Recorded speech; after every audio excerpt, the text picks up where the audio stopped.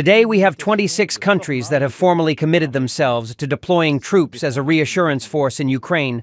We are not defending the interests of France by going to get killed in Ukraine. We must leave the European Union and leave NATO. It is the only real, true break necessary to prevent war and move towards peace. France is facing a deep divide over Ukraine, while President Emmanuel Macron pushes ahead with plans that could send French troops as part of NATO's post-war security force. Hundreds marched in Paris, led by Florian Philippot of the Patriots party, waving French flags and banners reading "Stop NATO's Warmongers," "Macron out," EU, NATO, deep state, and Frexit. Their message was blunt. We're not defending France, but the European oligarchy. Anger is building against what protesters see as Macron's attempt to drag France into a war it does not want.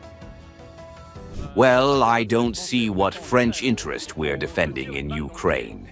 We're shooting ourselves in the foot. No, we'll defend the interests of the European oligarchy, the personal interests of Macron and von der Leyen. We must ensure that there are no French troops in Ukraine. That's the #1 objective. The demonstrations come just days after Macron hosted the so-called Coalition of the Willing Summit in Paris on September 4th, attended by Ukrainian President Volodymyr Zelensky. Indeed, today we have 26 countries that have formally committed themselves to deploying troops as a reassurance force in Ukraine. This force does not aim to wage war against Russia, but to guarantee peace and provide very clear strategic signaling. Macron insisted the mission would only be launched after a ceasefire, stressing it would act as a stabilizing presence and not a frontline combat force.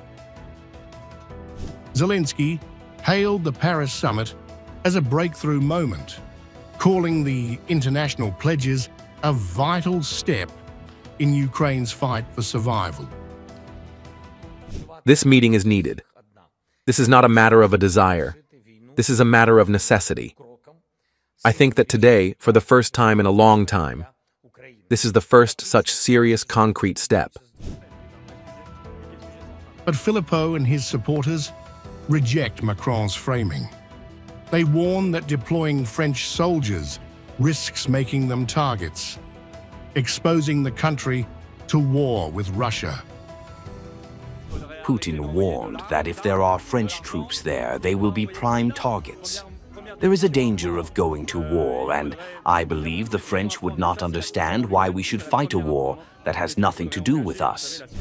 The opposition leader went further, accusing Macron of betraying France by defending the interests of Brussels elites rather than the French people. Macron has betrayed France all his life, even before he became President of the Republic, by already selling Alstom. We must leave the European Union and leave NATO. It is the only real, true break necessary to prevent war and move towards peace. Free France for peace goes together. Free France and peace. There is no other solution. On the streets, protesters echoed Philippot's calls, framing the conflict not as France's fight, but NATO's. They are pawns in the hands of NATO. We are not defending the interests of France by going to get killed in Ukraine. We are defending NATO's. The protest came just before Prime Minister François Bayrou faces a September 8th confidence vote. A defeat would force his resignation and plunge Macron's government into fresh turmoil, sharpening divisions over France's role in Ukraine. As Europe edges closer to a post-war plan for Ukraine, the streets of Paris reveal a stark divide. A president determined to show resolve alongside allies, and citizens who fear France is being dragged into a dangerous conflict not of its making.